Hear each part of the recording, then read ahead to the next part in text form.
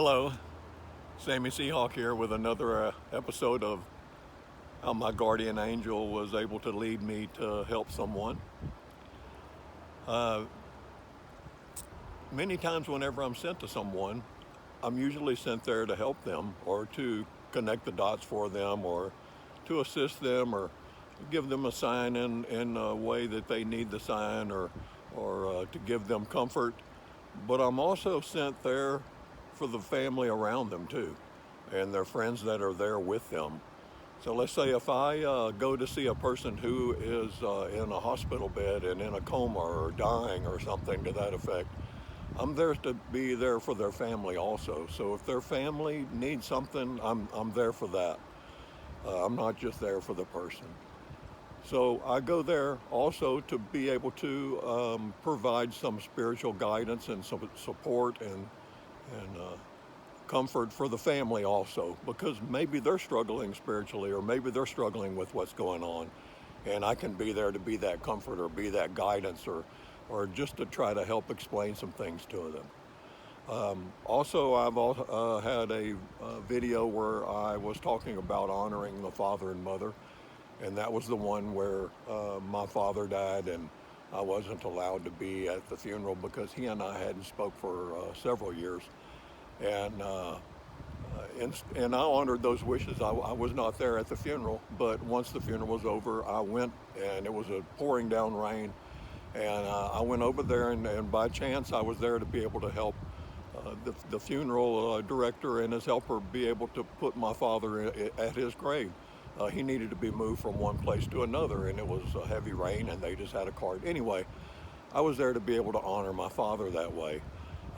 So even though we were at odds, I was there to honor my father. And so that's something that I hope someone may pick up from watching my videos or anything that I say is you need to continue to honor your mother and father, no matter whether you speak to them or not. So that said, this is about a friend of mine named John, and we'll just leave it at John because he's a private person. And this is about my friend John. And John and I, we've known each other for quite a long time. And once COVID came along, we kind of lost contact for whatever reason or another. And then as the years went by, the contact just grew and grew. And right before we had lost contact, he had just finished his cancer treatment, and I had finished my cancer treatment. So we were both cancer survivors, and we both had a very curable cancer. So once I last spoke to him, he was cancer free, and that was a little over 5 years ago. And he has a friend that he and I both have as mutual friends. And we all are members of an organization that I do not frequent in this region any longer. And I have not gone to any of their functions in over 5 years. I go to other areas in other regions. So that is needed to be said because I haven't seen either one of these two people, John and the other person. I haven't been involved in anything around them. And haven't had the desire to want to be. I'm busy doing other things with different regions. So, uh, like I say, no reason. That said, I was motivated to go to an event in the region that I was just speaking of that I don't go to any longer. That John and the other person are members of, and so I went there, not knowing why I was asked to go there because, like I say, I hadn't been in a long time. And lo and behold, whenever I was walking up, the mutual friend of ours was standing there also, who I have not seen in the same amount of time. And he walked up to me to welcome me and shake my hand. And he said, "Glad you're here." And I said, "Well, I'm here because I heard you were here." And that just kind of came out of my mouth. That was not anything I had rehearsed. I just said, "Well, I was here because I heard you were here." And then he figured out who I was. And after that, he said, "Gosh, I didn't recognize you. It's been a while." And I said, "Well, how's John?" And he said, yeah, John's not doing real good. And I said, seriously, he's not doing real good? I've never heard anything different. And he said, well, all I can say is he's not doing real good right now. So that right there was the first sign of why I was sent there, because I had not seen Harold, and if I would not have gone, I would not have been able to get the information about John. Why? Well, because on Facebook, I'm not in that algorithm where anything is noted, and John is a private person, so he was not posting anything regarding anything about how his health was. So uh, that was on a Monday, and on Tuesday I started texting John, asking John if he was okay and what was going on. But I was texting John, and I really wasn't getting any response, and I was okay with that because I figured, well, if he's not feeling good, maybe he's at the doctor, maybe whatever's going on. So I let it be, because when you're working for good, you just kind of send your text and wait. You can't keep pushing, you can't keep nagging. You just have to send your contact and just wait. So I waited, and then the next day, on Wednesday, I sent another text just to say, hey, I haven't heard from you, or is everything okay? And I got a response from one of his family members. And his family member said that John was not doing good, and he was in the hospital right now, and he was being moved to hospice on Thursday. So I asked if I could come see John in the hospital immediately, and I was told yes. So I drove immediately to the hospital to go see John, and I was able to speak to John, and I was able to let him know that the reason why I was there was because I was sent there to him. I was sent there to give him comfort, and sent there to give him a sign, and sent there to answer any questions he had about anything that was going on. And he understood. He understood what was going on. And he was still not really able to communicate. But let's say I was able to let him know that I was sent there by my guardian angel to watch over him and his family, and to give them any help that I could give them, and any support that I could give them, answer any questions they had about anything that was going on, and just go from that. So John was moved over to hospice on the next day, Friday, and his hospice was at his home. So that made it good, because he was at his home for his hospice. And I went over there to his home. I asked if it was okay with his family members if I did go, and they said yes, it was okay. And so I went there to be with John and to watch over him and see if there was anything that anyone needed. Be there if anyone had any questions about what was going on. Just to be there for support for him and his family. And that's whenever you realize that, yes, I remember and I understand going and helping the person like John. I remember going and doing that with others, but usually I'm just there helping that person that I can see.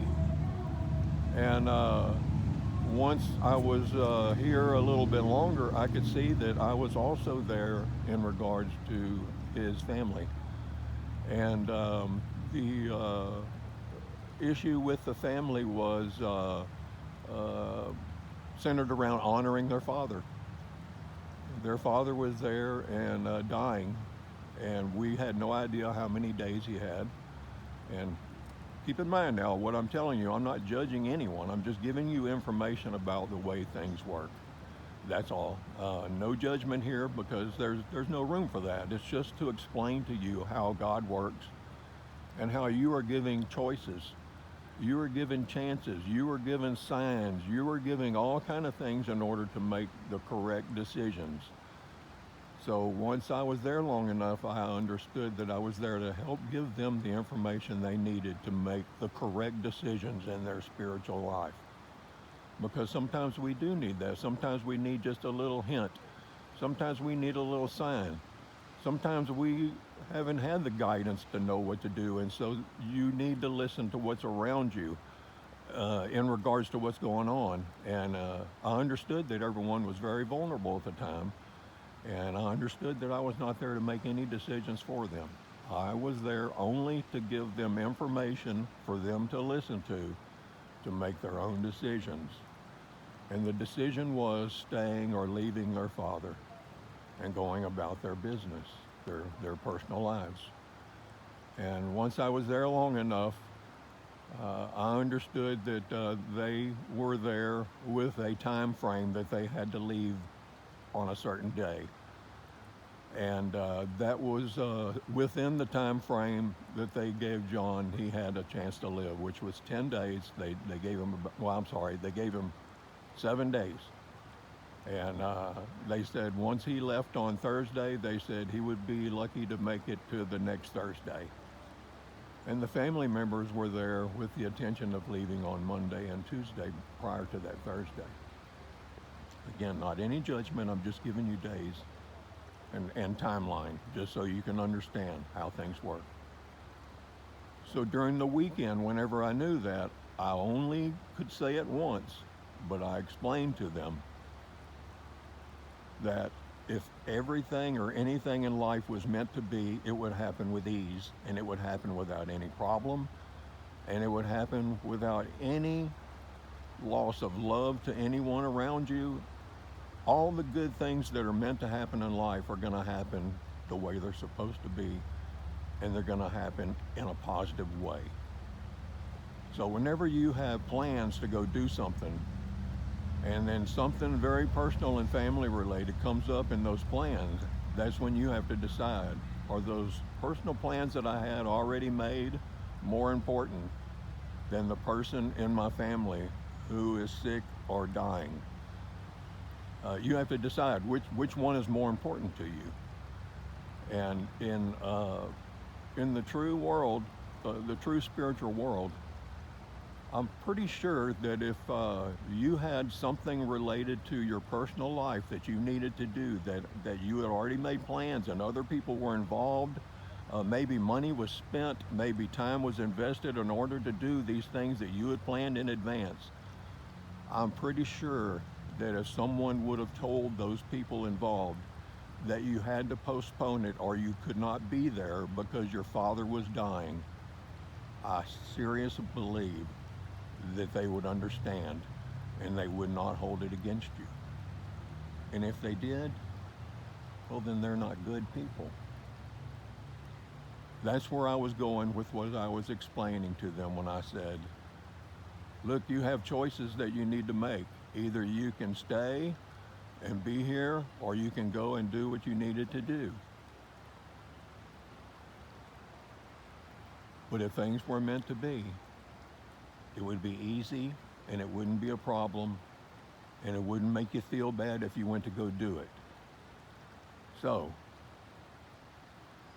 it was their decision to go and do what they had to do. And it had to happen. You say, well, that's sad. And I say, well, maybe. We don't know. I'm not here to judge their actions. I'm not here to judge their decisions. I'm not here to say for you to judge their decisions. I'm just explaining to you how we make decisions in life that tell God how we feel.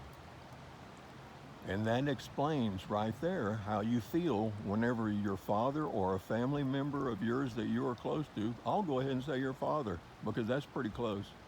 When they are dying and their days are limited, and you choose to not be there with them as they die, and to instead go and do whatever it was you need to go do in your personal life,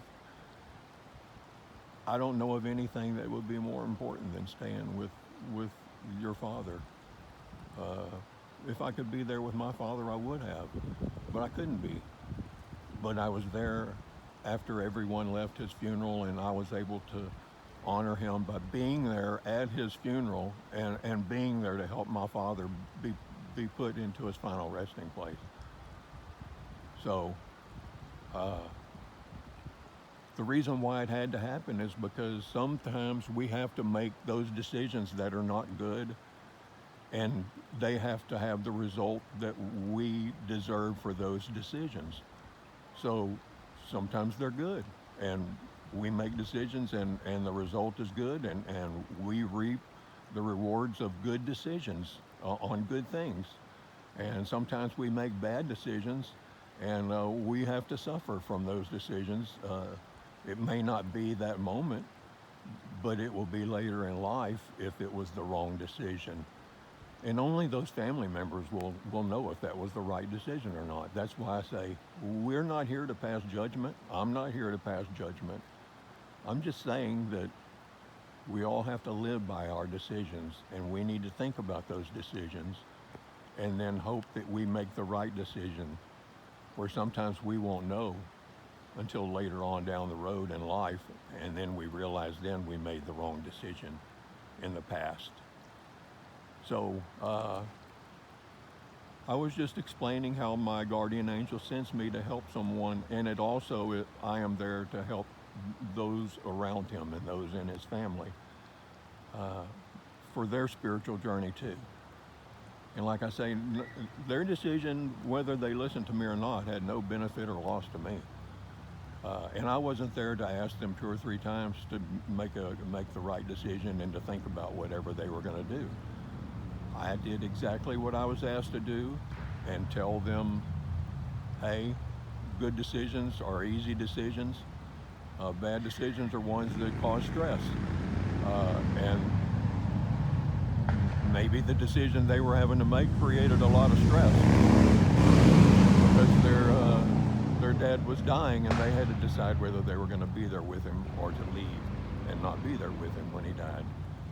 So I hope maybe you learned something about getting signs in life, and looking at the signs around you, and making the right decision, because sometimes we have to make the decision that honors someone, and not the decision that gives us what we need personally. Uh, Again, not passing judgment. I'm not here to do that. Not in any of my videos am I here to pass judgment on anyone. I'm just here to give you the information about what happened in the situation my guardian angel sent me to at this point in life, and let you decide. Let you see how it may play into your life. So keep watching around you, keep listening around you. You never know. You might be seeing a sign and missing it. Look for the little things.